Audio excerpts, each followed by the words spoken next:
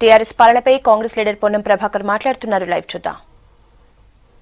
టీవీలలో చూస్తే పేపర్లలో చూస్తే డబుల్ బెడ్రూమ్ ఇల్లు కట్టినట్టుగా, షాదీ ముబారక్ ద్వారా మొత్తం సంసారాలు పెళ్లి ఖర్చులు మొత్తం తేరిపోతున్నట్టుగా, వ్యవసాయానికి సంబంధించి అసలు ఒక పంట కూడా ఈరోజు 2 సంవత్సరాలు ఇంత నష్టం జరిగితే పెద్ద వ్యవసాయం పెద్ద విప్లవాత్మకంగా జరిగినట్టుగా తప్పుడు ప్రచారం చేసుకునేటువంటి ప్రయత్నం చేస్తూ ఉన్నారు. ఇది మంచిది కాదు. వాస్తవికత మీద నడిచేటువంటి ఒక ప్రయత్నం చేయండి. ఇప్పటికైనా రాబోయే 3 సంవత్సరాల కాలంలో తెలంగాణ రావడానికి ఏ విధంగా అయితే పోరాటం జరిగిందో తెలంగాణలో కూడా బాగుపడాలి, తెలంగాణ బాగుండాలి.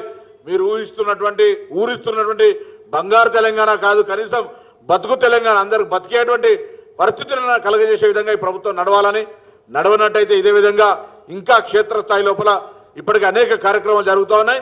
మళ్ళీ భవిష్యత్తులో కూడా ఇటువంటి కార్యక్రమాలు తీసుకొని ప్రభుత్వాన్ని నిలదీసేటువంటి విధానం కొనసాగుతుంది. అందుకే ప్రభుత్వాన్ని అడుగుతా ఉన్నాం.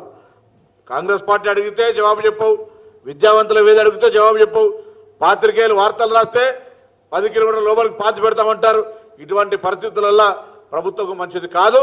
మీరు పరిపాలన చేసే సందర్భంగా, ఎన్నికల వాగ్దానాలు చేసే సందర్భంగా, ఉద్యమ సందర్భంగా మాట్లాడినటువంటి మాటల్ని ఒకసారి సీడీల రూపంలో తెప్పించుకొని చూచి ఈ పార్టీల పునరేకీకరణ పేరున అన్ని రాజకీయ పార్టీలను మార్చడమా లేకపోతే ఆర్భాటాలు కూడా మానుకొని భూమి మీద ఉండి తెలంగాణ ప్రజల యొక్క సంక్షేమం చూడమని సందర్భంగా కోరుతా ఉన్నాం.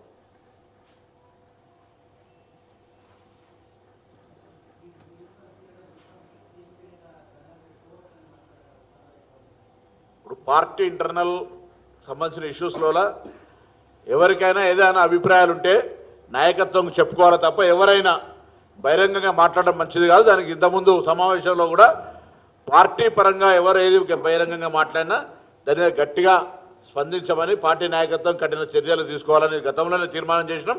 దాన్ని మళ్ళీ నాయకత్వం, కేంద్ర నాయకత్వం, ఢిల్లీ నాయకత్వం అడుగుతూ ఎవరు ఏదైనా నా మీద కోపం ఉండవచ్చు, ఇంకోరు కోపం ఉండవచ్చు, ఏది ఉన్నా కూడా అంతర్గతంగా పరస్పర ప్రకటనలు మంచిది కాదు. నేను నా యొక్క వ్యక్తిగతమైనటువంటి అభిప్రాయం.